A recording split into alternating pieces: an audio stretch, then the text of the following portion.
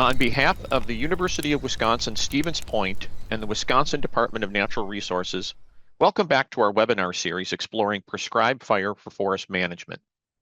Before we begin today, we acknowledge that the University of Wisconsin Stevens Point occupies land of the Ho-Chunk and Menominee people. Please take a moment to honor the ancestral Ho-Chunk and Menominee land and the sacred land of all Indigenous peoples.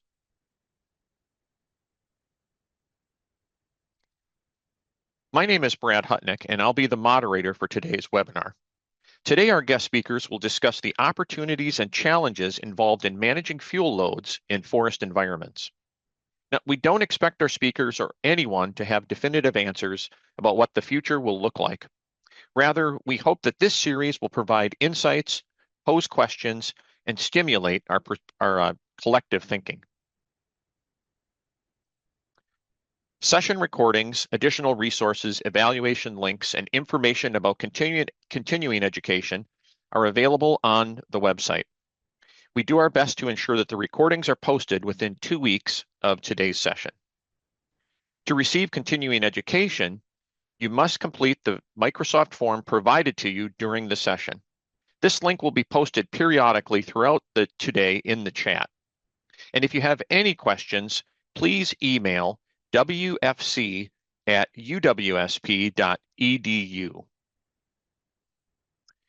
This series is hosted by the Wisconsin Forestry Center at the University of Wisconsin Stevens Point and the Wisconsin Department of Natural Resources, Department of Forestry. An evaluation link will be provided later this morning, and we hope you'll provide feedback so that we continue to improve this series. Although you are attending virtually, we still want to hear from you. Please type any questions that you have into the Q&A feature at the bottom of your Zoom screen. The chat may not be monitored for questions, but our technical host is monitoring for content. We will do our best to address all questions and comments, but we may be limited by time at the end.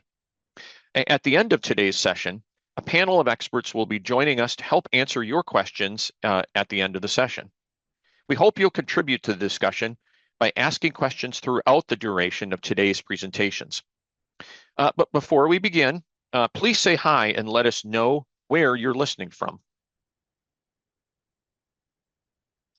And last but not least, we sincerely appreciate our sponsors for making this opportunity free for all attendees. Today, we would like to highlight our Series Platinum sponsor, the National Wild Turkey Federation, and our Series Gold sponsors, the Ruffed Grouse Society and the American Woodcock Society, and the Nature Conservancy. Our first presenter is Dr. Scott Stevens, Ph.D., Professor of Fire Science at the University of California, Berkeley. Unfortunately, Dr. Stevens had a last-minute scheduling conflict, and so he's not able to be here live with us today, but he did record his presentation. Our second presenter is Patricia Johnson. Patty is the Fire Management Specialist and Fire Planner for the Pacific West region in the National Park Service. We encourage you to visit the website to learn more about each of our presenters and our panelists. And with that, we will now share Dr. Stevens' informative talk.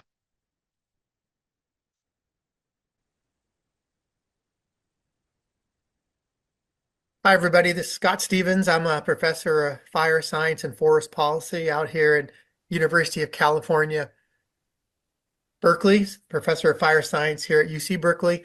Very happy today to talk to you virtually. Unfortunately, I can't be in person. I wish I could, about fuels management in the Sierra Nevada. And you see my subtitle there, There is Hope. There really is great hope. You know, I've been working in the fire field now for about 32 years, and things have changed abruptly, just like you know. Fires have gotten worse, people more impacted, smoke impacts all over the whole country. None of that happened in the early 90s. It was really much more of a local phenomenon.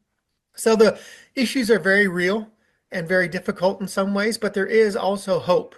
Here you see a picture of the 2021 Dixie Fire. Dixie Fire started by our Pacific Gas and Electric Company in the Feather River Canyon. It burns 960,000 acres, and maybe about 37% of that high severity. And really, it's just a tragedy what's happening to our landscapes and actually impacts to people. But there is hope, and there's some things today we're going to talk about that actually are going to allow us to maybe to do something about this. Just a real quick kind of historical context. So here we have a picture of the Bear Creek Guard Station. Bear Creek Guard Station is in the Plumas National Forest near our UC Berkeley Forestry summer camp, just up the hill, frankly. This is 1915. Guard Station was built just after the Forest Service was created in 1905. Then we had some early fire researchers that came along and started to do work in this space, Shao and Kotak. Some of you probably heard of them. And here are some quotes from their 1924 paper that they published. California pine forests represent broken, patchy, understock stands worn down by the attrition of repeat light fires.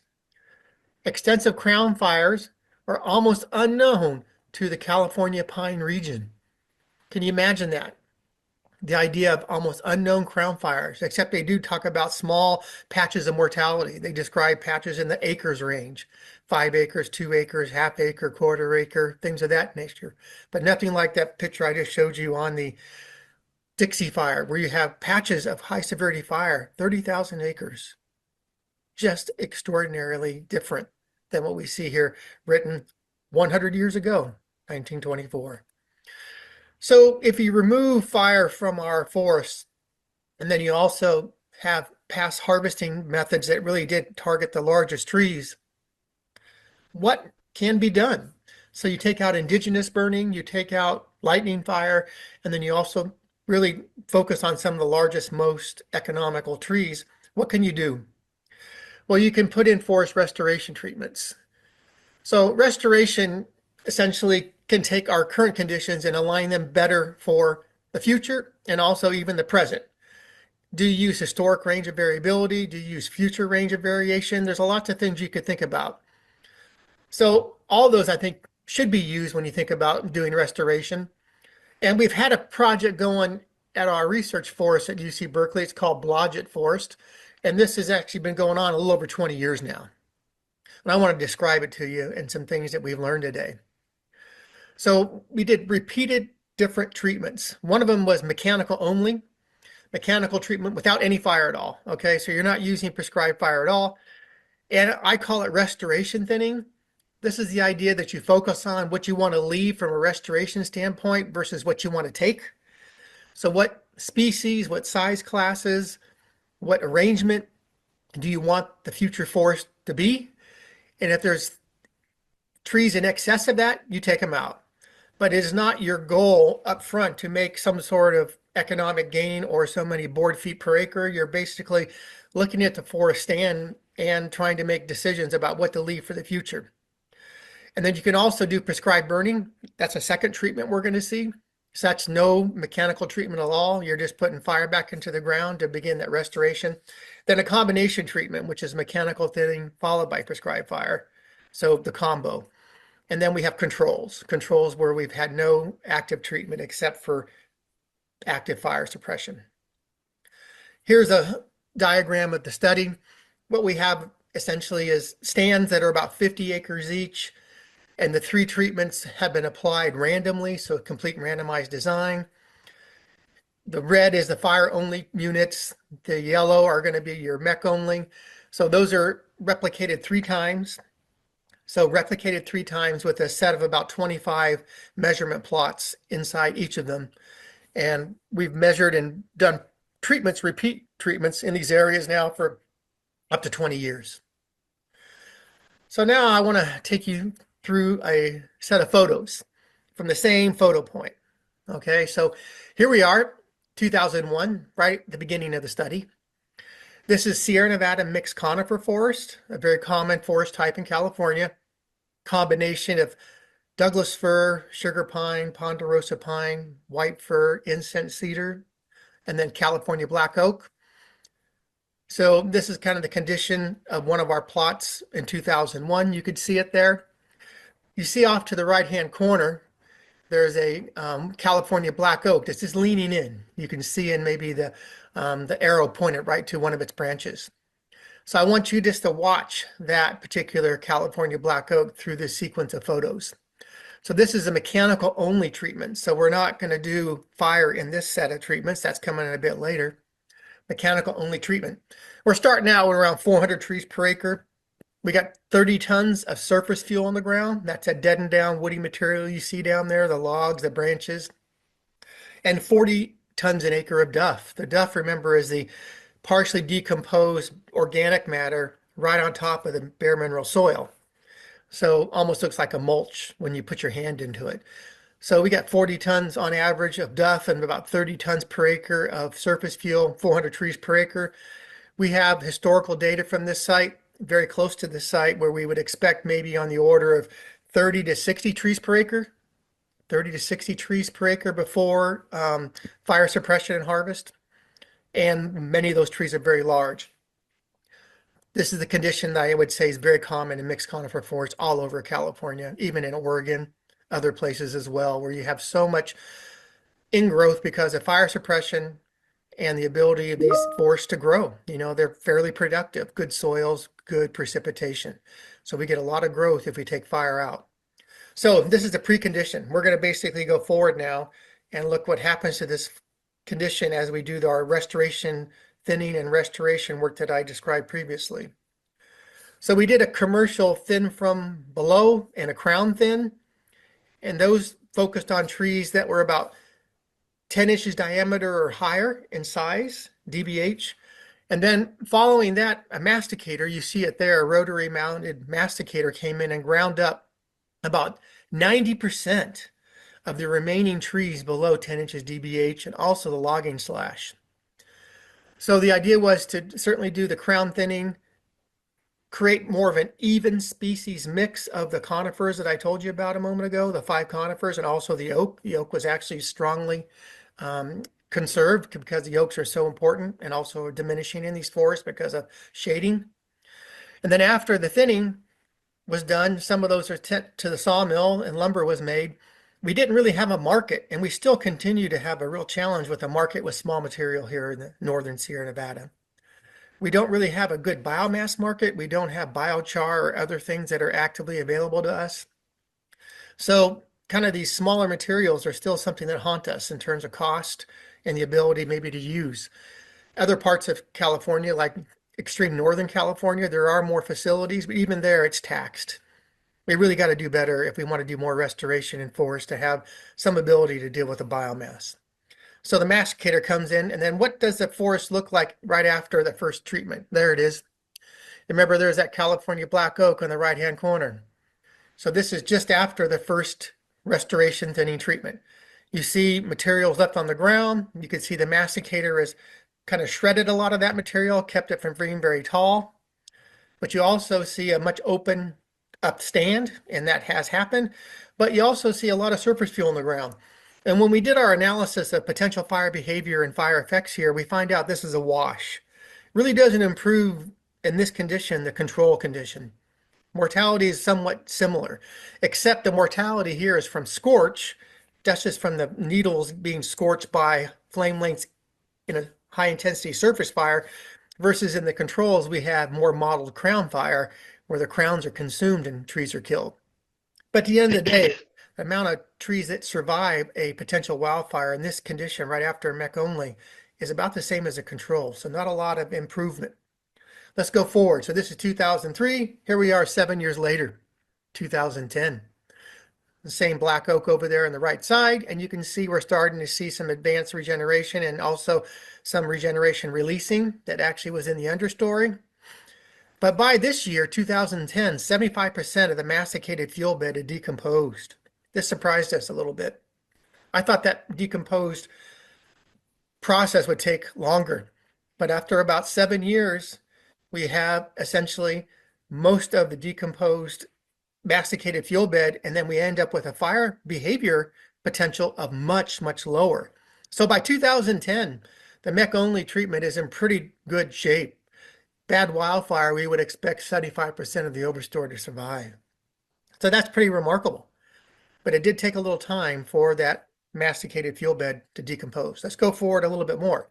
2015, we see the incense cedar trees, which are shade tolerant, starting to grow more.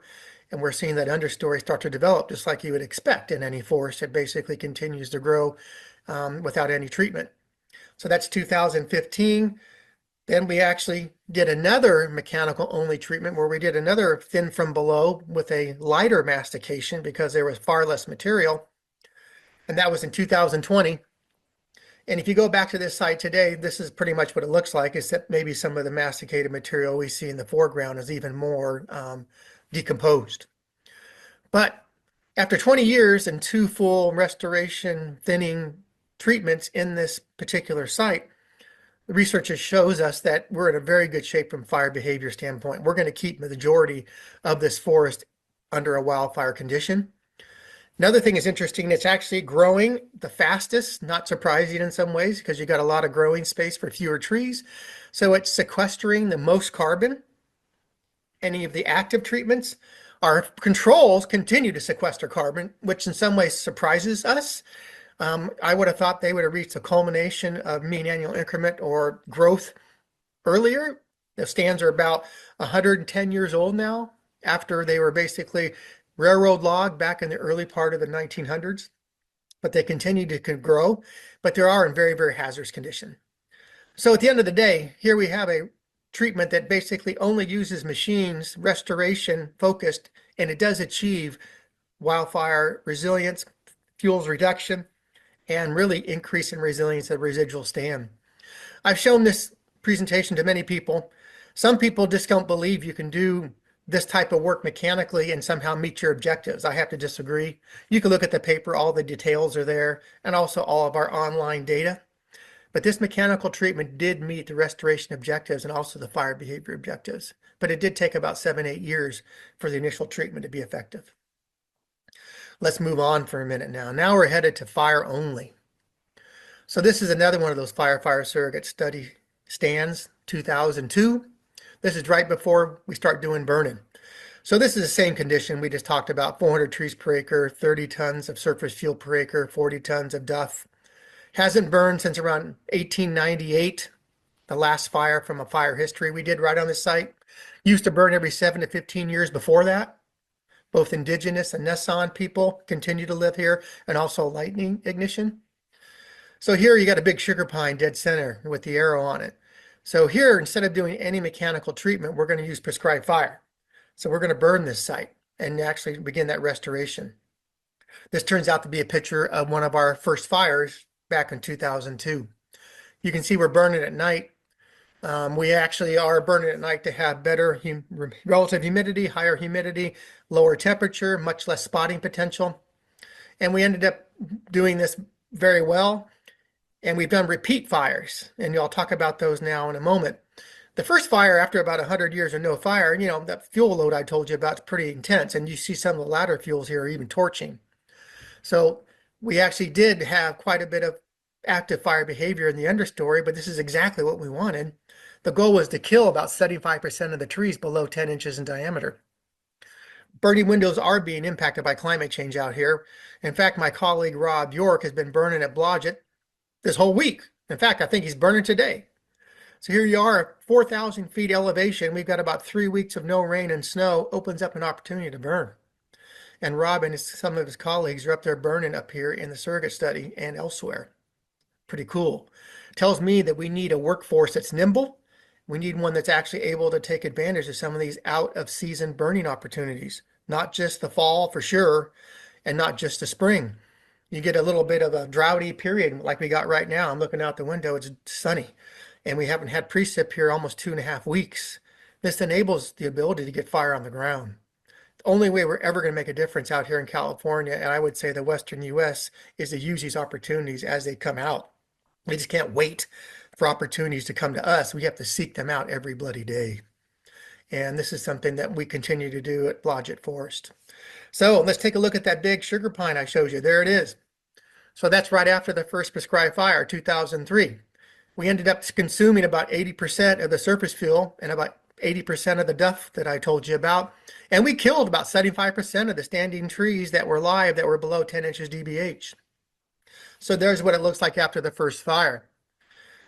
Met some objectives. Things look pretty good. That big old sugar pine's still alive. Let's go forward a few years. There's 2003, there's 2009.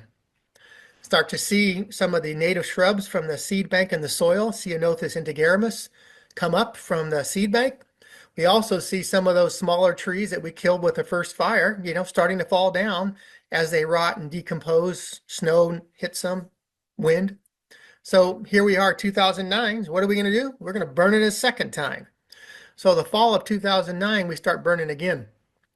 You see here, we're not burning at night, are we? We were burning in day. The first fire was in the nighttime. We ended up trying to burn this site at night. We couldn't do it. Not enough fuel in the ground. So that first fire had changed the continuity of fuel, the fuel load substantially, that we really had to go in the middle of the day because the fuel bed just wouldn't allow us to be very receptive at all at night. So we started burning in the day. So here's a second fire, 2009. Here's 2010 after the second fire. There's that same big tree, sugar pine. And man, the place is starting to change, isn't it? You're starting to see openings. You're starting to see hundreds of feet behind that tree. You see some logs on the ground, some of the stuff that we killed. We also see consumption. We also see some of those shrubs have been thinned in the foreground, but a lot of the dead and down is gone. Let's go forward again, 2017. So here we are, 8 years past the second fire. Not surprising. We start to see more and more of that mortality coming down. Some mortality from the second fire, most of it from the first. We see the shrubs have actually regrown again. Not surprising. They're in the seed bank. They're native. So what do? We burn it a third time. So here we are burning 2017, another ignition in the day, consuming some of those materials that have been coming down. And then right after that second fire, here we go.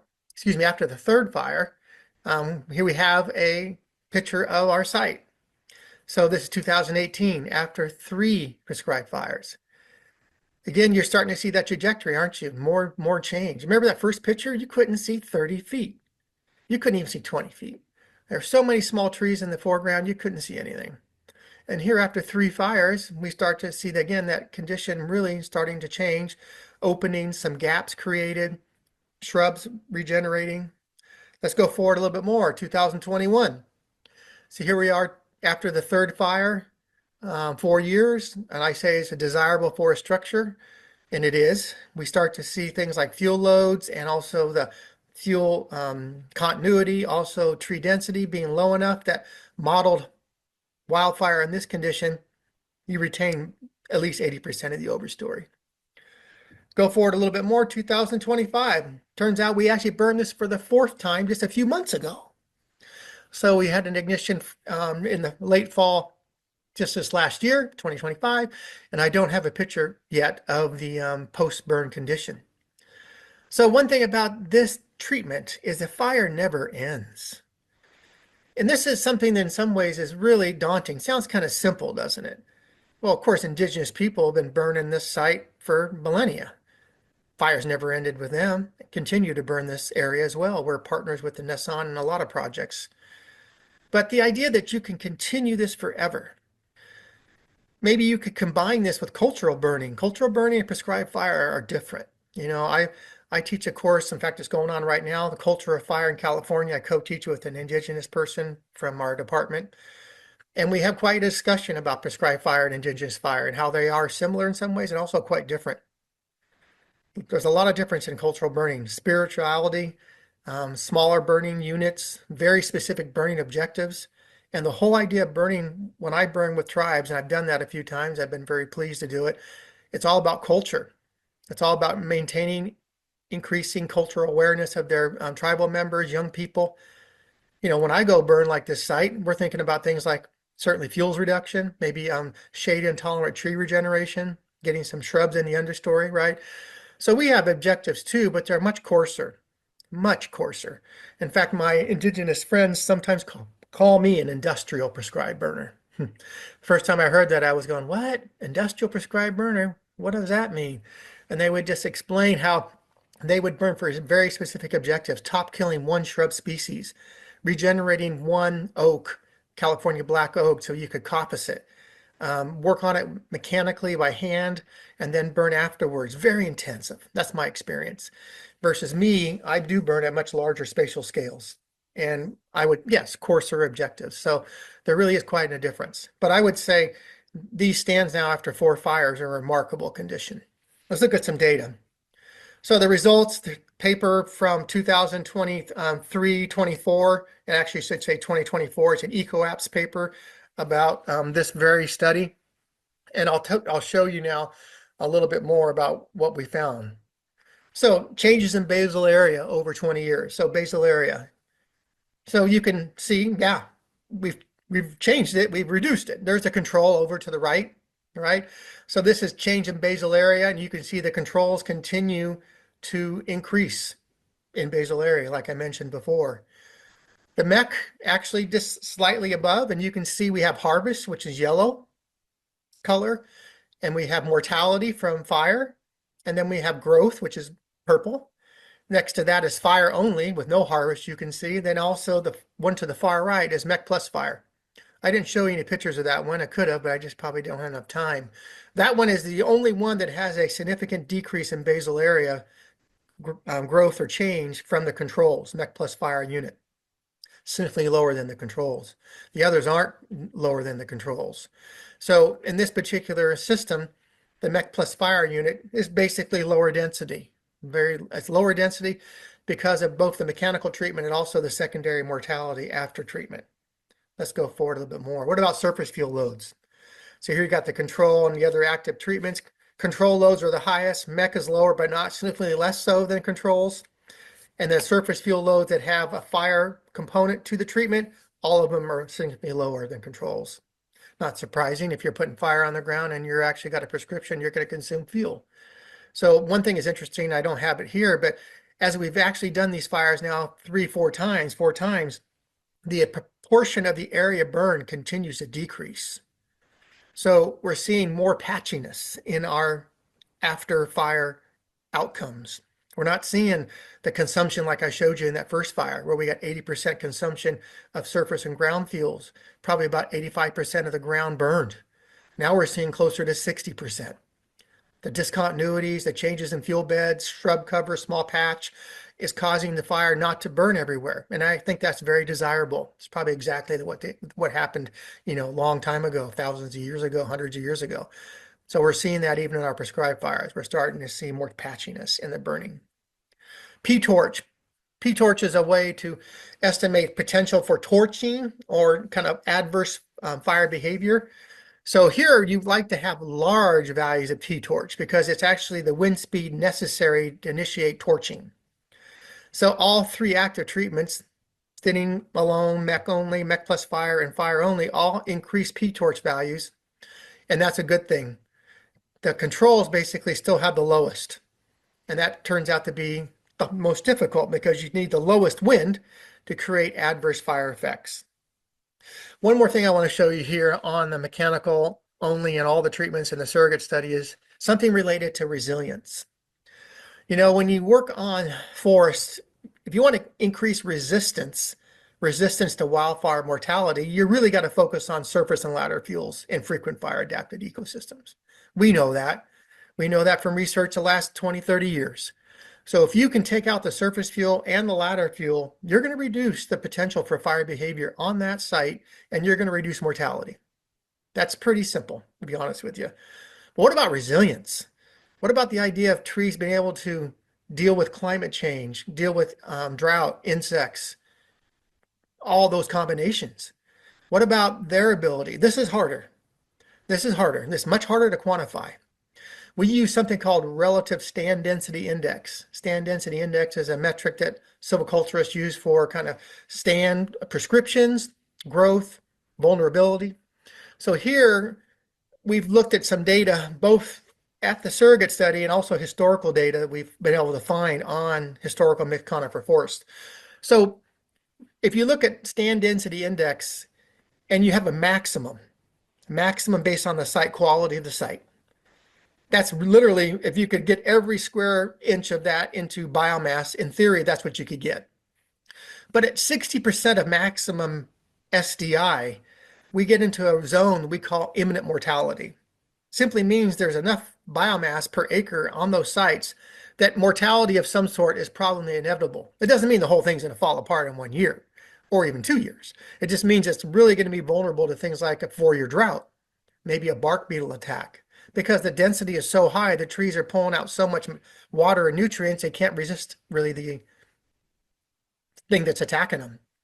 And then you have from 35% to 60%, we call full occupancy of maximum SDI. Turns out, at least in the Western US, that's kind of the place people have tried to keep their timber stands in for a long time, 100 years. Keep them in this full occupancy area, get the maximum growth, thin them, do whatever you're going to do, keep them inside that 35 to 60% range. Then you got partial competition between 25 and 35% of maximum SDI. Here you're just beginning to see competition between trees. And then below 25% relative SDI, amazingly, we call that the zone of free competition. Trees are not competing. So the density is such that even under drought, you would expect very little change in mortality. So if you're interested in resilience, at least the way we think about it out here, you'd like to be maybe in the partial competition and the free of competition zone with your forested stands, right? Try to get in those zones. And it turns out, I'm not going to show you today, but we have data over tens of thousands of acres of mixed conifer zone. And most of it's in free competition. Some of it's partial, almost none of it full occupancy, zero in imminent mortality. That's just a fact. That's another paper. So take a look at the controls. Well, the controls are still 60% and above. They're still in that imminent mortality zone. Not surprising. Haven't been managed really for 100 years almost. High basal area. Nothing to do with fuel loads. This is just competition. Look what the mechanical did. The mechanical brought it down, put it closer into both full occupancy with a little bit in partial competition zone. What about the fire? Fire didn't take as much. It's hard to kill big trees with prescribed burning, in my experience. Very difficult to kill a tree out here over 20 inches in diameter. You can kill some 20s, but you got to get a lot of scorch on those things. Okay, so you see the fire only didn't really change the relative SDI as much as we wanted. We're basically inside that full occupancy zone, aren't we? Then look at the far right, MEC plus fire. Remember, MEC plus fire had the lowest growth? Turns out it actually has the lowest relative SDI, just below 35% for the median, and it actually has some of it into the free competition and a little bit in occupancy, full occupancy. So my view is from this and the paper that the MEC plus fire treatment has created a forest condition that's more resilient to future stressors versus the others. MEC only and fire only have improved it. They've improved it. Control's a nightmare. Control's a nightmare. Cannot have that many stands in California with that relative SDI. All you're going to do is have problems. It's exactly what we had in 2012 to 2015. 2012, 2015, we had a severe drought. 150 million trees died in the Sierra Nevada. Why? Because exactly what you see there in the control. There's no way those trees had any ability to deal with that type of stress. So at the end of the day, I would say that the fire surrogate study fuels restoration work. They work, period. You need to design them properly. Keep at it. You can't just pat yourself on the back and say you're done after one or two. You got to keep going. But you keep going, and this paper and this study has shown us you can reach your goals, and you can actually reach them and actually make a difference. Well, I want to take you one more place before we finish today. We're going to Yosemite. So instead of actually using mechanical treatments, we're going to use managed wildfire, or used to be called prescribed natural fire. Wildfires are all managed, okay? So here you've got wildfires inside the Illilouette Creek Basin that have been managed for about 50 years, lightning fire, in an area of about 45,000 acres. We've been working in here for about 25 years almost 25 years. So that little picture of Yosemite, and then you see to the lower center, that little dotted line, that's Illilouette Creek Basin. Upper Merced River watershed, part of the Upper Merced River. And then right below to the left of that dotted line, you see that's Yosemite Valley. Yosemite Valley is just right over here. And in case you can see my cursor, there's Yosemite Valley and there's Illilouette Creek Basin. So this is a place that's been having lightning fire, started in 1974, policy changed in 1972. So what's happened here inside, this is upper montane mixed conifer forest. We're talking about Jeffrey pine, white fir, red fir, lodgepole pine, quaking aspen. Higher up the mountain than we just were at Blodgett in those mixed conifer forests. It's a higher elevation system. There's a jigsaw puzzle of a bunch of burning.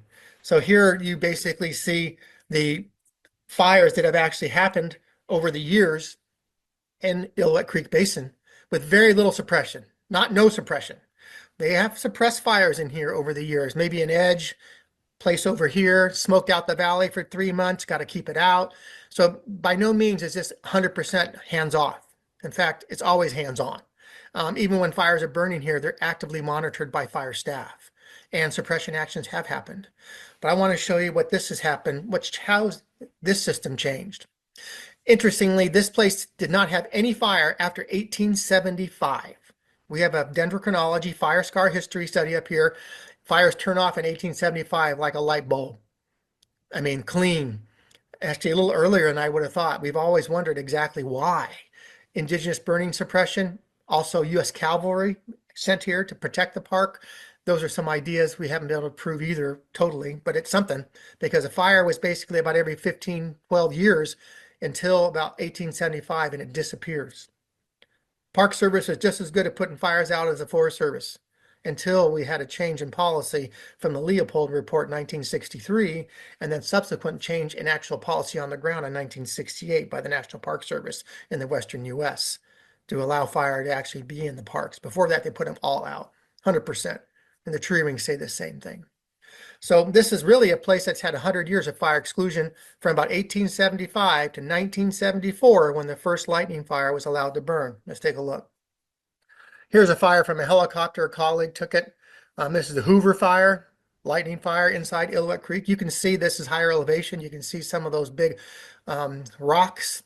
I think that's Mount Star King there to the left center. That's a really large rock that's inside Illilouette Creek. You can see the valleys are more forested, got granite outcrops. Here's a picture of one of the fires and it created a high severity patch. This is lodgepole pine. So this is a high severity patch, I believe about 5 acres. And you can see both the logs in there on the ground. You can see the snags still, but you also see regen. You see some grass certainly in the foreground, but you also see just the forest starting to regenerate.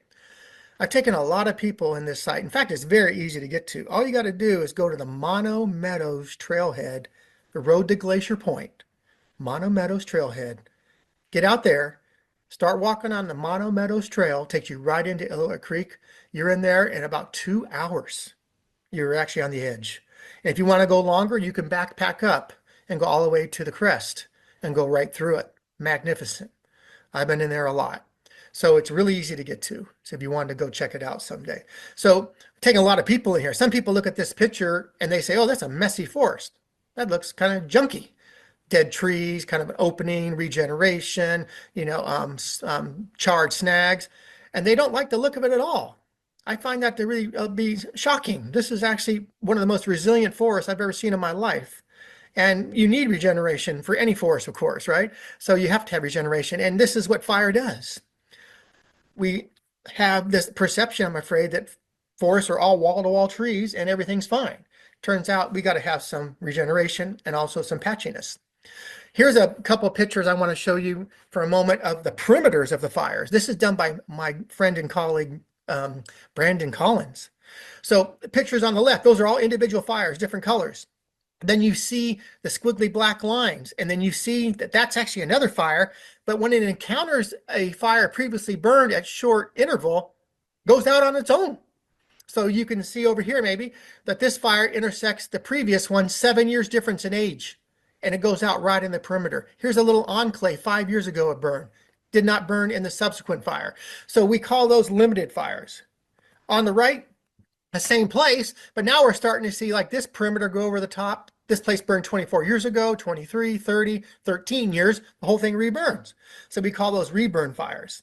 You do some stats on this, and Brandon did this. On the one on the right, we'll take a look at a categorical tree. He found out if the interval of 9 years or less in the previous burn, when the next fire hits it, we had no reburns and 10 exclusions where you had limitation. If your interval over about 9 years, then we had a change in burning index, which is fire weather index. Higher fire weather index, you got all reburn, kind of more of a moderate fire burning index. You basically had half reburn, half limited. So the thing about this is interesting. It's about 10 years. So about 10 years or so after about that, you start to see limitation of the fires themselves starting then to actually reburn areas previously burned. But within 10 years or so, 95% of them, when they encounter an area that's been burned 9 years, 8 years, 7 years, 6 years previously, goes out 95% of the time with no suppression, completely self-limited. Incredible. I think this is the way the whole crazy state used to be. All the self-limiting behavior because of so much fire on the ground.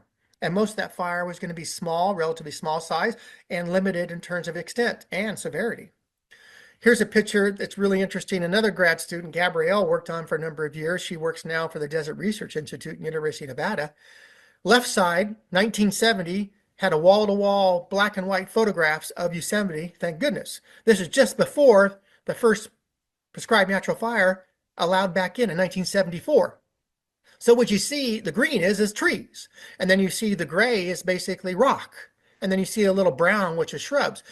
Right side is when Gabby did some work in 2012 and showed that what did all those prescribed natural fires do, those lightning fires do in that country? Holy cow, did it change it. Look at that. Wet meadows increased by 200%, dry meadows by 200%, shrub cover increased by 30%, but the reduction in forested area by 22%. We're not talking about forest area being thinned to something lower density. We're talking about type conversion. These fires in this site have type converted 22% of the previously forested area to either meadow, wetland, or shrubland, and also created incredible diversity of patchiness, as you can see in that picture. What about hydrology? We're about ready to finish up here. After a while, I started to realize that the hydrology of this site was changing just for me going out there. Walking around, all of a sudden I'm walking in water in a wetland. When I was there 7 years ago, I remember it being a dry lodgepole forest. So I got a great team of folks. Sally Thompson, professor, used to be at Berkeley. Now she's at University of Western Australia. We lost her, unfortunately. But Sally and her team went out there and did some really fascinating work on the hydrology of this site. So here we are. This is Yosemite, the big green. Illilouette down here, that's the blue. Excuse me, you have a little blue perimeter. All the pink is fire. So you can see wildfires in the foothills of the Sierra Nevada, but you also see all those fires inside Illilouette that we've been talking about. So Gabrielle looked at one thing is the runoff coefficient. The runoff coefficient is the amount of water leaving a stream water per unit water in either snow or rain. Okay, so you need a gauging station to do that. And you need meteorological records. But gauging stations, so all these stations have actually, these watersheds that are in purple have all been gauged by the USGS. So you have a gauging station on outflow. The same thing down here in Illilouette Creek. So she showed in a paper that the runoff coefficient of Illilouette Creek significantly increased since fire came back in 1974. So slightly more water, stream water out per unit water in. All these other ones that are in national forest ground outside the park that have almost had no fire, you see, no pink in there, all of them simply decreased. The amount of water leaving, stream water, has decreased since 1974. Incredible. She's also looked at things like soil moisture, increases in soil moisture inside Illilouette because of the burning regime, less tree mortality during the 2012 to 2015 drought. And another student, Katia, did that paper on the bottom where she tried to forecast this into the next 50 years, including climate change. And she actually says they're still going to be able to hold that idea of more stream water leaving in these systems that have managed wildfire with more volatility. So incredible, still can do it into the future. So here's my last slide. So the idea of fuels treatment, restoration, California frequent fire adapted forests really need it. We have big problems. Climate change is no doubt impacting all of these forests, but it's not the majority of the problem. We continue to work on this to try to actually bin how much of the current fire severity mortality problem that we have that I showed you on the Dixie fire. Is it from a climate change? Is it from forest structure? I'm convinced that it's actually dominated by a forest structure problem. In some ways, that's an opportunity. It is an opportunity because we can do something about it. I just showed you, right? We can do the fuel treatments that are necessary to reduce that vulnerability, both resistance and resilience. And then here in Yosemite, we can see 50 years of managed wildfire also did a bang up job to increase more resilience ecosystems. California's focused on this big time since 2016. The state itself has almost put $3 billion on the table, $3 billion in grants being awarded by our state agency, CAL FIRE. MOU was signed between Forest Service and CAL FIRE to try to increase 1 million acres a year by 2025. Yeah, we're in 2025 this year, aren't we? So the idea of trying to get 1 million acres of field treatment per year, not all of that's going to be prescribed fire, not even the majority is. But we're working to get that direction. We aren't quite there yet, and we got to get a lot more fire on the ground. You know, I think California's got to do something on the order of 2 million acres a year prescribed burning, maybe 1.5 million. Last year, I believe we did around 140,000 acres. So we got a long ways to go to get that fire up, good fire, beneficial fire, including indigenous burning, prescribed burning, wildfire use in some areas that are remote. Federal government's put $2 billion into this recently, both from the Build Back Better Act and Infrastructure Act. I have to say, as soon as that happened, I was worried. I'll be honest with you, because I said, okay, great to have the funds, but we better get something done. Because if we don't get something done, it's going to be difficult to basically keep those programs alive. I'm afraid we're right there today. We've got a lot of money spent, in my opinion, in California on activities like planning, assessment, wildlife assessment, but we have not got work on the ground done that we needed to. And I think we have a strong political vulnerability right now because of it. I'm worried about it. So Stewardship Project is a project that I co-lead with Don Hankins and Sarah Clark. We're actually a 50-50 organization between indigenous leaders and Western scientists to try to improve fire policy. We've been working on that now for about 3 years. We actually were part of the recent legislation in the House that was passed, Fix Our Forests Act. So there's some things I think we can do in the legislative front that I think is really important with maybe more of an indigenous focus. So I'm optimistic that we can do the work we need, but we're running out of time. We're starting to see forests change here in California at scales that are just mind-boggling. Of course, we had the terrible fires in LA this year. Of course, fires in LA are chaparral shrublands. We would have to have a completely different discussion than this one. Some of the stuff that we talk about here might pertain to some of that area. A lot of it will be different. So that would be a different discussion. That is a shrubland system that's adapted to high severity fire at maybe 50, 60, 70 years, okay? So we're really talking about a fire regime completely different than we're talking about here in the forests of California. But my heart goes out to those folks in LA. To see so many people lose so much is just travesty. So I'm optimistic, but I'm also a little bit worried because I've been doing this since 1991. And I keep wondering, when are we going to make a big difference? Region 3, down there in New Mexico and Arizona, I'm learning about them more. They are making a difference. I have to tip my hat to them a little bit. I think that they are actually doing some great work. California is trying to do better. The Western U.S. has to do better. If we don't, we're going to continue to lose our ecosystems, our forested ecosystems, and all the services they provide, plus human communities are continue to suffer. So I'm optimistic, but I hope all of us can contribute to kind of that next level of outcome that is so needed. Well, I'm sorry not to take any questions today, but please read the papers if you'd like and continue on. Thank you very much. Bye-bye.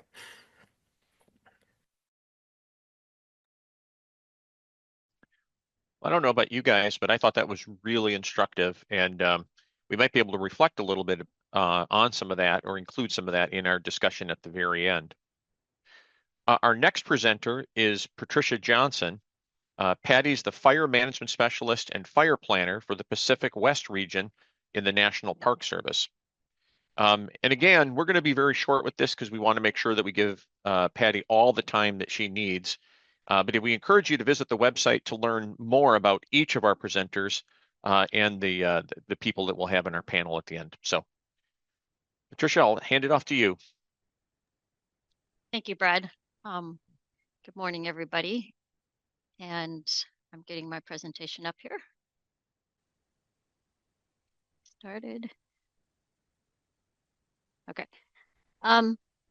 So I've been in fire management for about 35 years now. The first 20-some years of my career was with the Forest Service. I moved 3 years ago over to the National Park Service, and 20 years of my experience has been in northern Minnesota on the Superior National Forest, either as doing fuels management work or fire management work.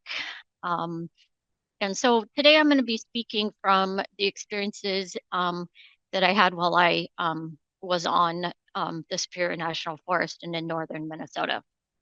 So I'm going to be talking mostly about boreal forest that exist in the very northern tier of the Great Lakes, but some different challenges that you see in these boreal forests that you don't see other places that I want to share with you.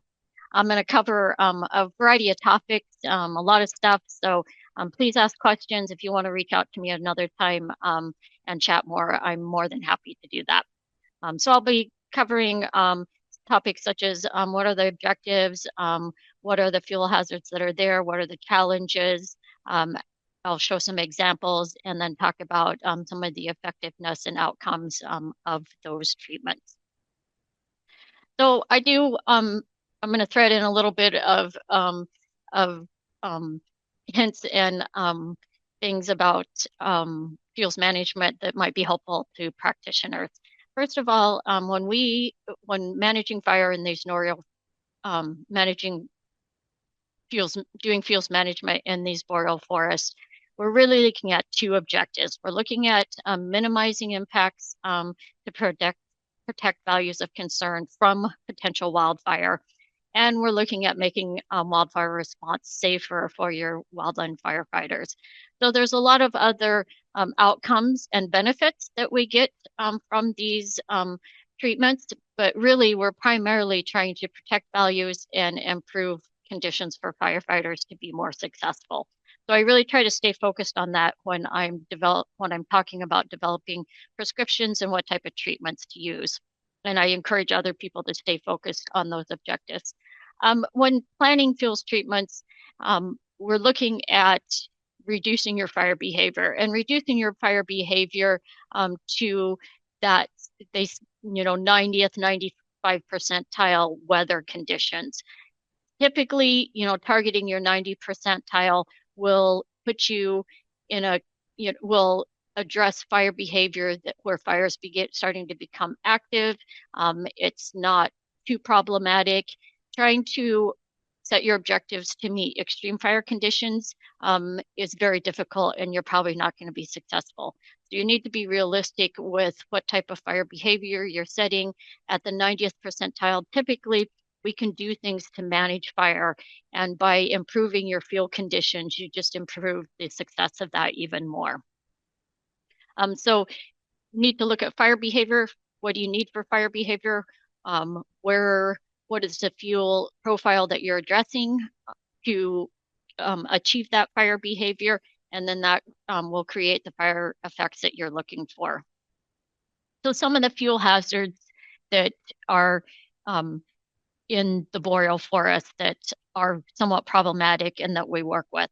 These surface fuel loadings, just like a lot of other places, are very high. There's a lack of natural fire, prescribed fire that has occurred over the last 100, 150 years, fuel accumulations with climate change, weather events such as wind that has increased that surface fuel loading profile.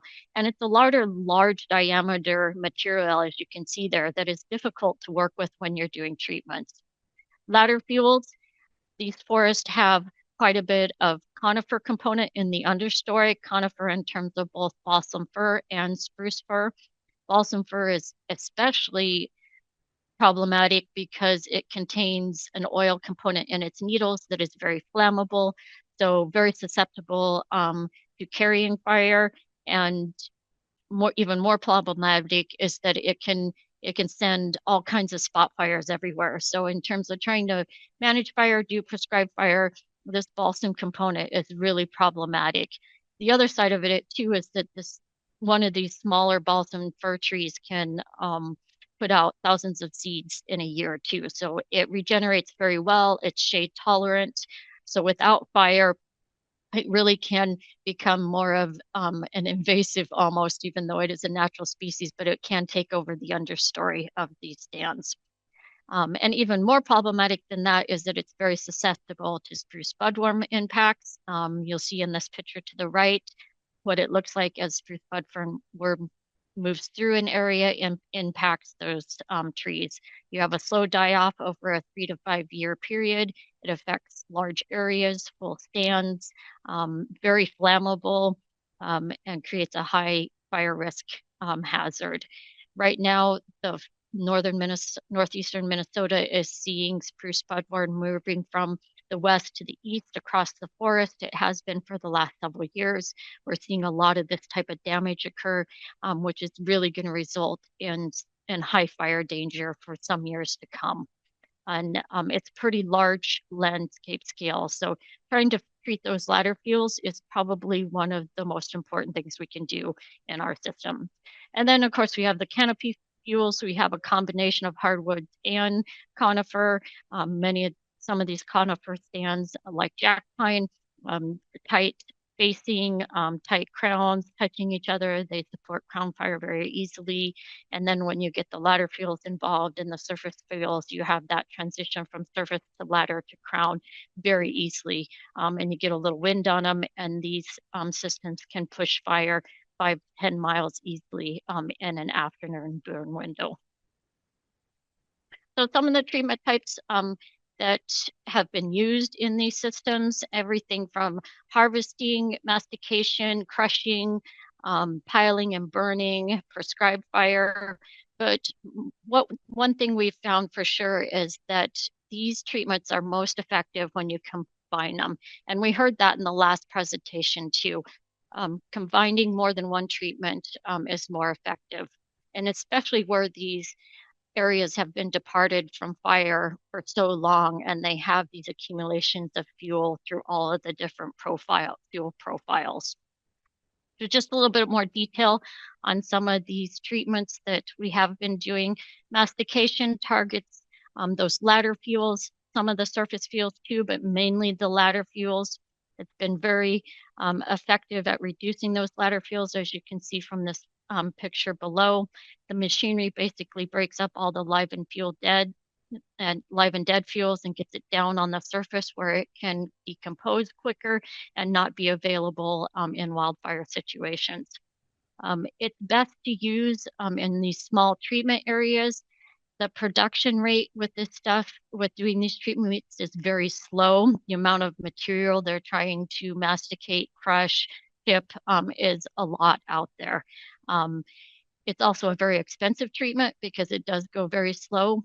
And so we usually target smaller areas in and around urban interface, use it where maybe visuals are important, where you don't want to impact the canopy with fire, are the best places to use this. Challenges, though, is that even though you don't think of Minnesota as having much topography, northeastern Minnesota sits on a glacial shield, and there's a lot of rock and there's a lot of steep, very short, steep up and down. And that machinery has a hard time operating in those environments. The cost is very high, as I mentioned, and there's just not a lot of availability of those resources to do that type of work in the Great Lakes. And some of the effects of this, good and bad, it does remove your biomass, but your nutrients or it does not remove the biomass from the site. You still have the fuels there, but it's down on the ground and the nutrient base is still there. It also doesn't remove all of those shade tolerant balsam species, so you still have a seed source there. So it does regrow to those understory balsam species, which means that you need to be doing repeat treatments in these type of systems.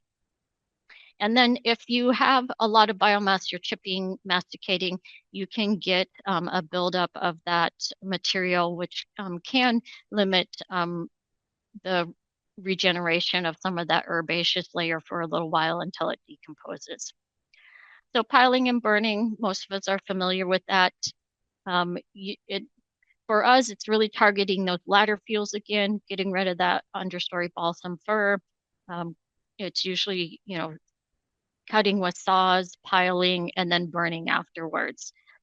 Using it, once again, the same as mastication in areas where you might have some visual sensitivities where you want to leave that overstory, and in small areas because, once again, very expensive, very labor intensive. in terms of those challenges too, there's just a lot of biomass out here. So some of these stands have up to 600 stems per acre of balsam. That's a lot of material to be removing, especially by hand and piling. So some of those piles get really big.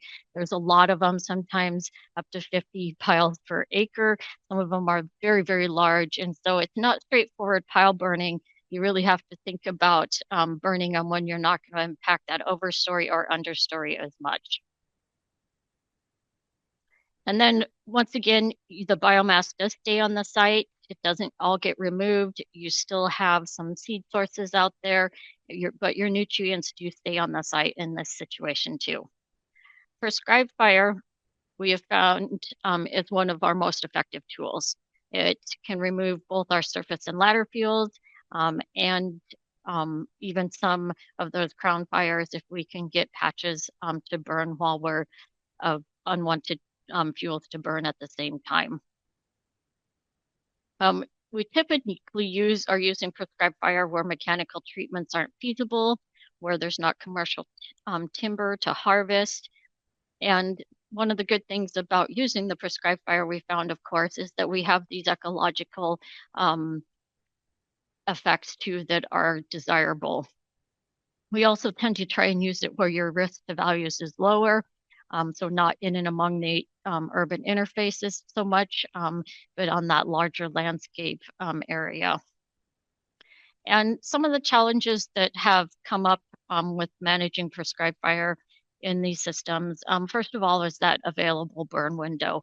With climate change impacts, a couple of things we're seeing is that with the spring burn period, that period from when snow goes off and things are wet to when things green up is getting the days that we can actually burn in that period are getting very small. It seems that we go from snow off, wet conditions with warmer temperatures, drier conditions, all of a sudden to wildfire conditions.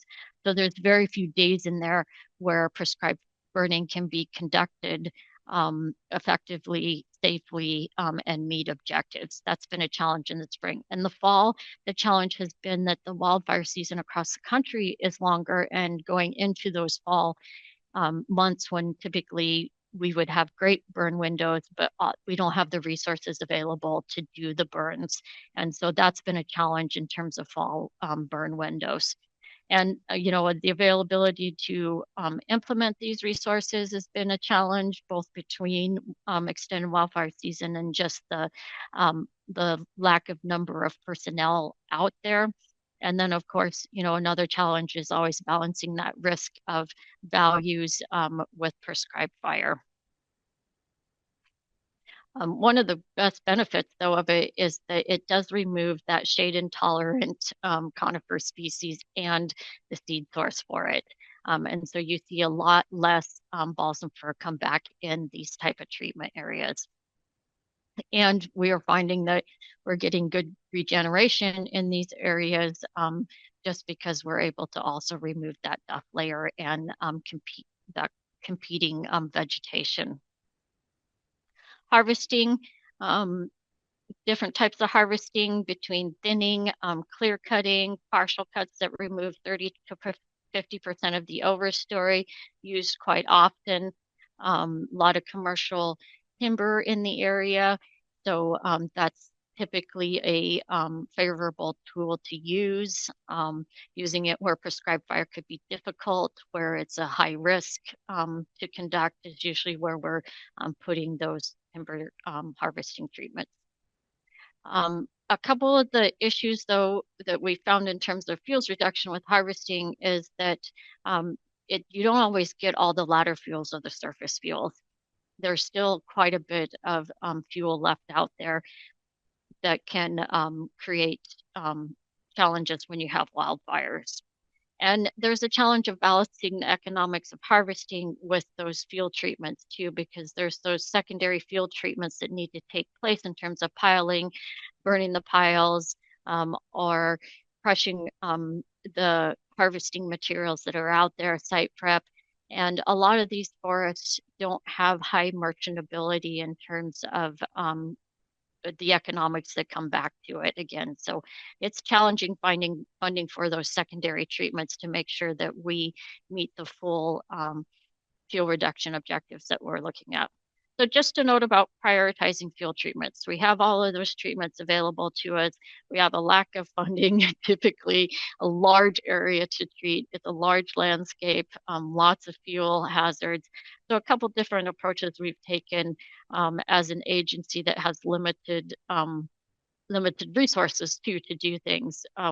We started with just doing this basic GIS risk assessment, looking at where your hazardous fuels are in proximity to your values, rating those out in a high to low, running them through a GIS script, and visually then you can see where your high risk areas are. Simple, easy to do.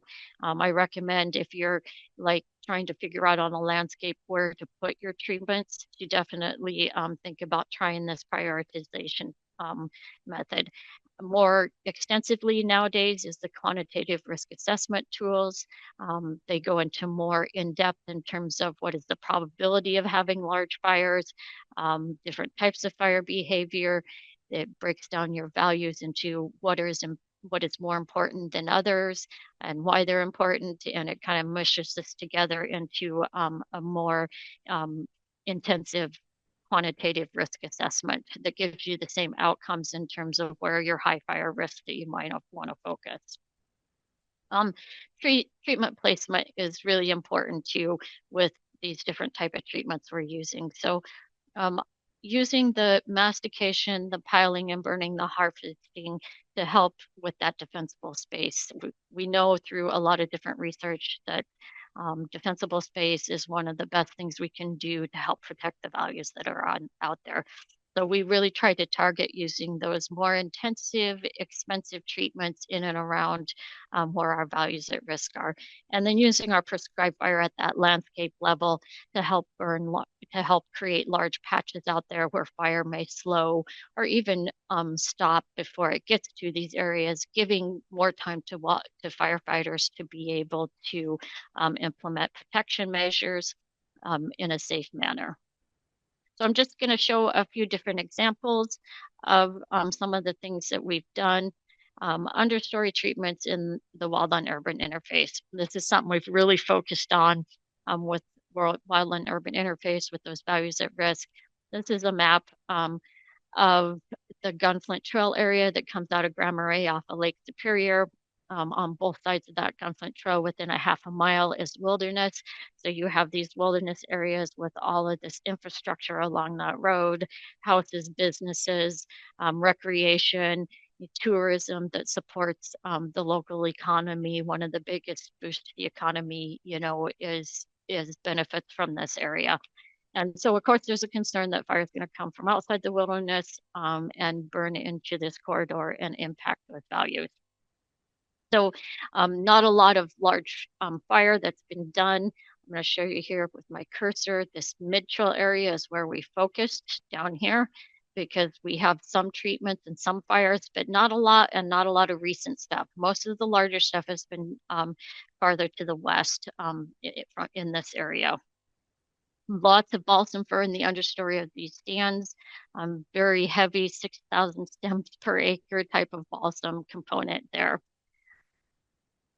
So in order to figure out where to go, we did the basic risk assessment, looked at where our fuel hazards were in relation to our values at risk, mapped out those high hazard areas and really focused on those in terms of where our potential treatments would be. So most of the treatments that we ended up doing, and most of them are now complete, were the hand piling and burning. Lots right up next to infrastructure, along road corridors with the purpose of protecting those values and then also providing space for firefighters to work off of road corridors. Pretty expensive work being done there. A lot of engagement with the public. We worked with our Firewise community committee locally, lots of landowners doing work on their private property too, so that we could have seamless fuel reduction areas across federal and private land. So pretty intensive project. Used some grant funding to help get people to help oversee contracts and different type of work that is really intensive when trying to do these type of treatments. Lots of big piles out there to burn, some chipping being done where we ended up with just 1 to 2 feet sometimes of material on the ground out there. So definitely some concerns about some regeneration. We are seeing that eventually this decomposes and you get it, but there is a few years where that can really set back some regeneration going on there. Burning piles definitely have been challenging along those road corridors near private property, but things have gone well and most of the work has been completed. Now with the spruce budworm moving across the forest, it's just beginning to hit this area, and I think these treatments are really going to get tested in the next 5 to 20 years. So another one that we tend to do a lot of is 2 treatments together, and that is prescribed fire with understory treatments, followed up with understory treatments followed up with prescribed fire. So mostly in pine stands where we don't want to impact the overstory, and we're trying to maintain that overstory. Some of these stands may be commercial that they may want to do some thinning in later. So trying to reduce that overstory mortality. Most of these stands are so severely departed from their natural conditions that we're having to do multiple treatments to meet objectives while minimizing the impacts. So oftentimes we're going in, piling, and then burning the piles and then underburning. Or we may be masticating or crushing and then burning. There's even places where we've done 2 or 3 different burns after the understory treatments to really get that fuel profile down like you're seeing in this picture to the right there. We're also finding, that we're meeting some good other forest objectives, such as, restoration of fire, by returning fire to these areas, these trees, their bark hardens off for in case other wildfires come through, some good site preparation in terms of regeneration coming in afterwards because it's knocking back that competing vegetation. The final one that I want to speak to has to do with a bunch of storm damage that was done in 1999 to the forest. Large fuel loadings occurred with this storm damage, lots of trees blown down, all of it along that Gunflint corridor area near private property and infrastructure, large swaths of area that were impacted by the storm damage that happened. So a lot of the high severity storm damage where we had 67 to 100% more our trees blow down was in the wilderness. So you can see on this map, this is the Arrowhead region of northern Minnesota. You have the Boundary Waters Canoe Area Wilderness, and then you have this Gunflint corridor area, and you have this Echo Trail corridor area to the west here. So lots of infrastructure in these corridors. So of course, once again, the concern is that fire will come out of the wilderness and impact some of these values in these corridors. So we did set up a series of fuel treatments to help clean up this fuel hazard. Most of it was in the form of prescribed fire and large landscape fires, but also did some harvesting, some piling and burning type of activities outside the wilderness where it was accessible to get machinery and where they could actually do work. But most of it was in the prescribed fire form. It was set up in a manner that's referred to as the Finney brick method, where you have your treatments on the landscape in a method that if fire were to burn, say, from the west to the east, it would have to move around these treatments and then hit another set and move around them before it got to any of those values at risk. So lots of landscape prescribed fire. Just want to hit on that because this was a very challenging and unique but rewarding type of project that I worked on. Did a lot of prescribed burning in the wilderness and in inaccessible areas, which is not done very often. Used a lot of natural barriers at containment lines. Originally, we thought that we may have to put out a lot of large, control lines in terms of cutting areas and having impacts to the wilderness. But after a couple of the first burns, we learned that allowing it to burn to natural barriers with the windows that the weather windows that we were working under worked very effectively, and we did not have to put many people on the ground, and we did not have to put much in there for control lines. Very reliant on aerial ignition aircraft, which makes it much more high complexity. Ignition sometimes had 3 aircraft working to try and light these large areas in the time frames that we had. Ended up targeting mostly fall burn windows because that's when you're going to have those season ending events come in. Your hours of the day where fire will really burn well are shorter, so you don't have as much risk of having, if you do have fire escape, of it really burning very far. And so that we found those fall burn windows were really effective, but at the same time, sometimes we had 2 to 4 hours a day to light these areas, and some of them were up to 10,000 acre blocks that we were doing. We did find very cost effective because you're doing a large acres in a short period of time with actually relatively few resources in terms of having to use resources. It's really the aviation that was the high cost involved in all of these. A little bit about treatment effectiveness. So some of these treatments were tested by wildfires. This is the Cavity Lake fire that occurred in 2006. It was at the end of this gunflint corridor here that you see on the map. We had the green areas are areas we had actually completed burns on. There's a gray area where there's an old fire scar. The Cavity Lake fire started down in this southern area and burned to the north pretty much. And then, then it had some pushes that went to the east too. So once it hit these completed treatments, it pretty much slowed down and went out. You can see up in this picture in the upper right-hand corner, that line where the fire hit the prescribed fire area. And the weather conditions had not changed much. So it's not like rain came just about the time it hit there. It actually did hit that, spotted in it some, but definitely slowed down.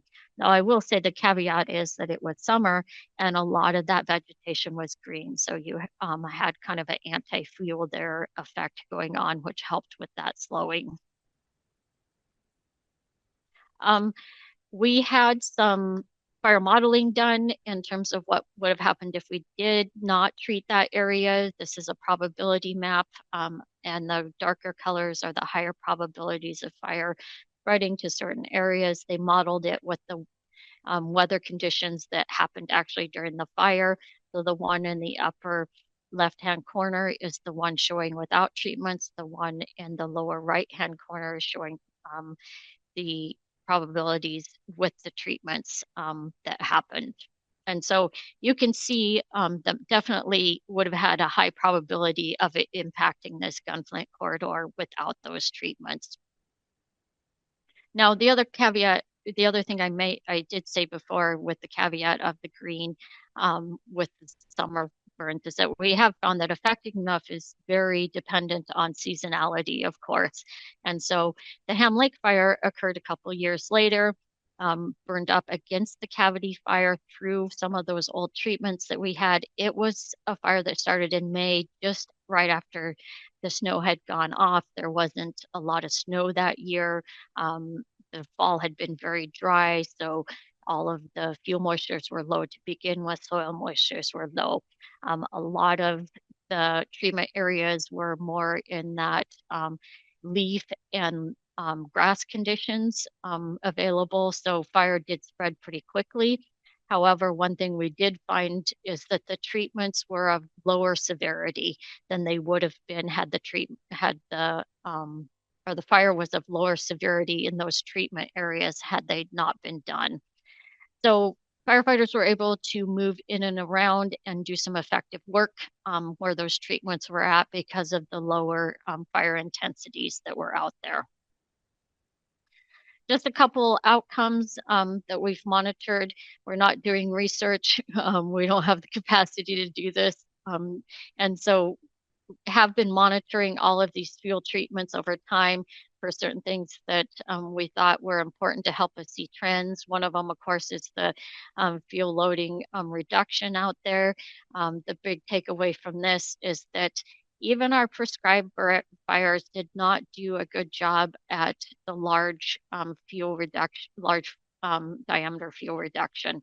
This is because there were so many stems per acre. You can see that down here in this right-hand corner of trees that it didn't consume all of the large diameter stuff that was out there. So there was that stuff left over. But the ones, the hundreds, the thousands definitely did an effective job at that.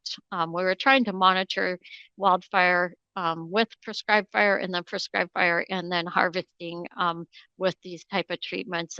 But there wasn't enough plot data to really get good, clear ideas of the effects of that. But you can see that, you know, some of these harvesting techniques also had that effect of the large diameter fuel not being treated either. Another one I mentioned earlier was the severity. We did find that there was a great mixture of severity that came out of a lot of these prescribed fires. So these are all the prescribed fires. They're kind of in the order of how we did them over time.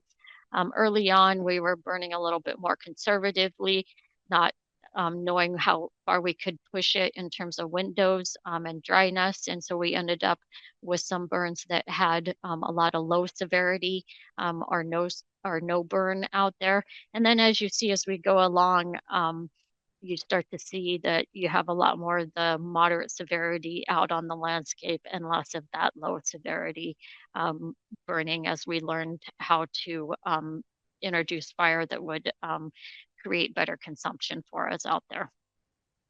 Just a picture of what that mosaic looked like out there. One of the effects that did come of a lot of this landscape burning that I don't think many people thought about was wildlife habitat. These areas have shown increases in moose populations versus decreases, which is what's happening in a lot of the other areas surrounding the forest.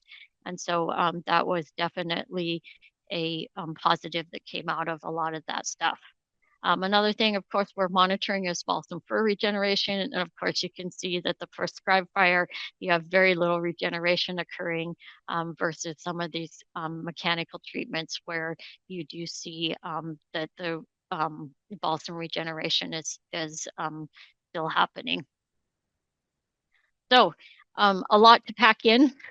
A small presentation. Did a lot of great work and fun work and learned a lot from it while I was up there. Some common themes and some themes that we heard from the last presentation. Definitely using different treatment types was more effective than using one treatment type or doing one entry out there. These treatments are very costly and time consuming, but they're very effective too. And you can see from the wildfires we've had how they have been effective in terms of minimizing impact to values and allowing firefighters to be effective. Prioritizing is important when you have limited funds and resources out there. And we just had to learn to really be creative to overcome some of the challenges that we ran into over time. And I just encourage people to continue to try to be creative and do this work that is effective and really does help meet those objectives of protecting values while allowing firefighters to be more successful with their actions.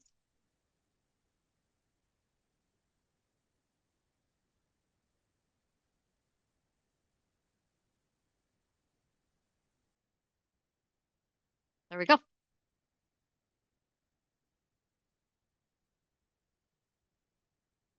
You're on mute, Brad.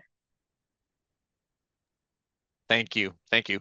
So thank you very much, Patty. That was really good. I was just going to let everybody know, please put in your questions in the Q&A section.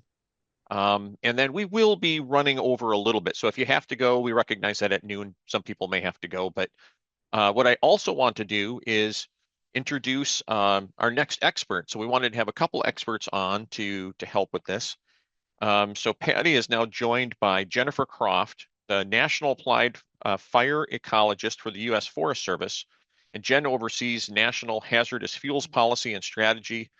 And she's agreed to sit in here and kind of help with some of the questions and maybe some of the discussion we have. So we can take a look here at Q&A. Here's a question that came in from Kristen. Following the landscape burns in the Boundary Waters Canoe Area Wilderness, what is species composition like compared to pre-burn? And are you seeing fewer balsam similar to what you mentioned with other prescribed fire treatments?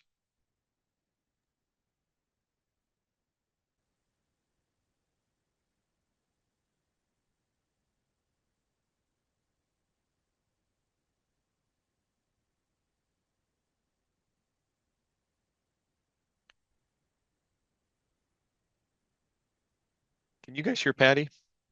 Oh, Patty, it looks like we lost your voice. Okay, can you hear Oh, me now? now we can hear you. Yep. Okay, I think my internet kind of slowed down for a minute. Oh, Okay, so yes, the landscape burns definitely less of a balsam fir component. It definitely got the seed source, not that much regeneration going on. Other treatment types, mechanical especially, we do see that balsam fir come back in that 10 to 20 year period. Those mechanical treatments for the balsam fir, they really are a maintenance treatment and they need to be redone again over time to be effective long term. Okay, here's another question. What percent of the SNF burn areas were considered old growth? And if they were, what type of old growth? And were they a protected value and high risk? So I don't know what the percentage is. I know historically the whole area is less than 25% of what it historically was because of logging and that type of thing. Now, old growth is considered a value. It doesn't rank as high as other values out there in the landscape, but it is considered a value. And that's a lot of when we're doing treatments in those pine stands and we are doing mechanical treatments or hand piling and burning before, that's because we want to minimize the amount of overstory mortality that could happen in those stands. So we're trying to protect them by putting fire back into them, by doing those mechanical treatments. So if a wildfire were to come through, that they would have better survivability. There's so much balsam in the understory that if you have a wildfire go through those, you can probably expect 75% mortality in those stands. Okay, fantastic. So Jennifer, this one might be something in your ballpark, but we'll see for both of you. Are there data on the efficacy of chipping and masticating versus untreated areas in preventing the spread or controlling wildfire? Yeah, that's a great question. And I know that we have a lot of data and publications out there, in particular off the top of my head. I know Eric Knapp, and I can search it down for you and throw it in the chat. He has a great study on the effects of masticating combined with prescribed fire, which in some locations that may benefit. In other locations, it may actually create what's known as like a coal bed. And so you might be reducing the intensity and flame lengths and scorch heights, but you're increasing the depth and the radiant heat that pulses into the ground, kills the cambium of the trees. So there's some things to consider there.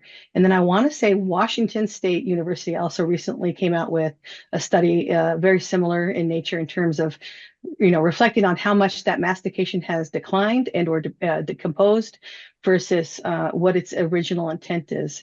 I think with all of these steps, what we're seeing is it's not a quick one button easy answer. It's usually a phased process that requires some assessment and intervention in between, and the ability to be nimble and dynamic and shift gears if it's not going the way you thought it was. That would be my key there for that, and I'll find you those two links and kick them in. Yeah. Fantastic. Here's a question, and I think this will be interesting too. With the controlled burns in the boreal forest, aside from fuels management, do fires promote a certain species more, or does it promote, or I'm sorry, just the way it says it, does it promote more diversity in tree species? Yes, it does, because these forests are fire dependent. So aspen that resprouts from the roots needs fire to help do that. Birch that regenerates very well, the seeds do when you have a burned seed bed out there.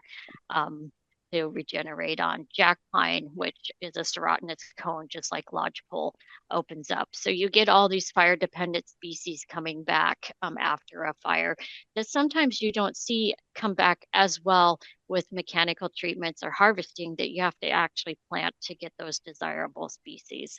So yeah, you get a lot of those fire dependent species that return naturally on their own. Yeah, cool. Um, Here's a question maybe for both of you, and it may be a little bit of speculation, but that's okay because that's what we're here for. In your professional opinion, we've seen work in the West with, or even here in the North, with mechanical and fire treatment methods in combination. Would this have application in the Eastern United States, say in some of our oak-dominated ecosystems? Sure.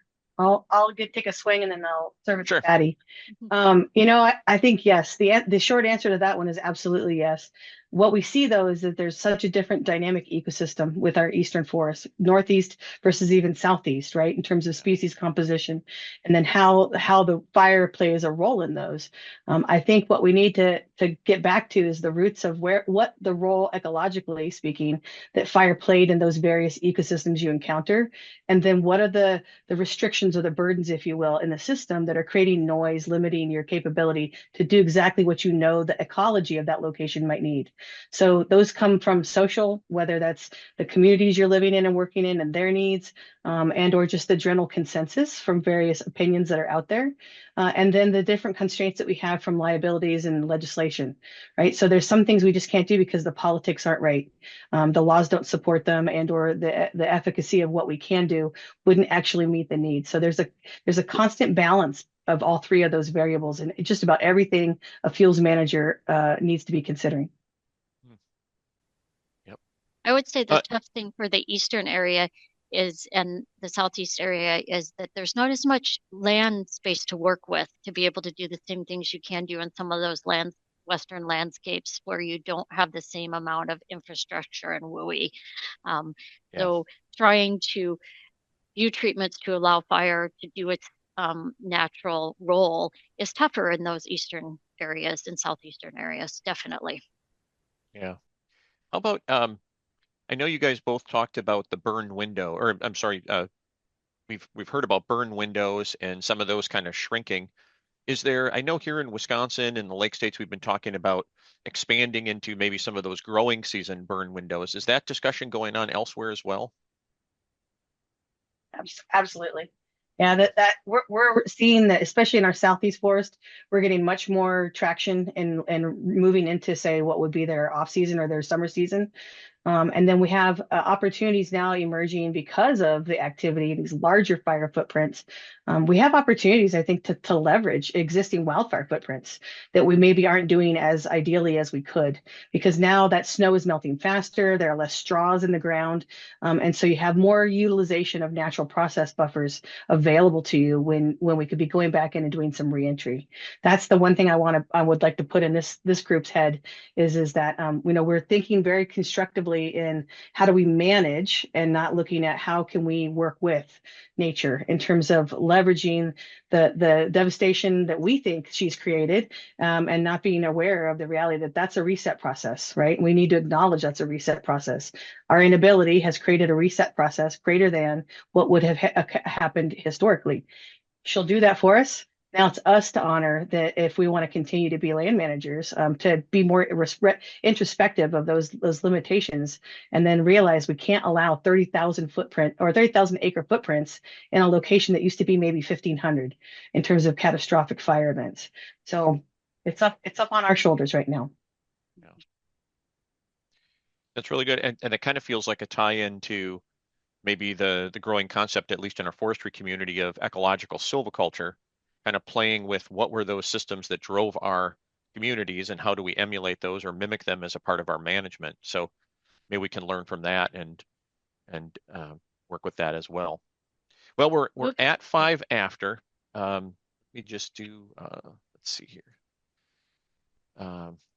One thing. I just want to thank everyone. Unfortunately, we've run out of times when we do things like this. So we sincerely want to thank our presenters and our panelists for sharing their experience and their expertise with us today. If you're still with us, please take a moment to evaluate today's session so we can continue to improve the series. You can scan the QR code or click on the link in the chat. The evaluation link will be posted on the website as well. So thanks again for joining us today, and we look forward to seeing you again on March 5th when we'll discuss oak silviculture and prescribed fire. So thank you very much. Have a great day, everybody.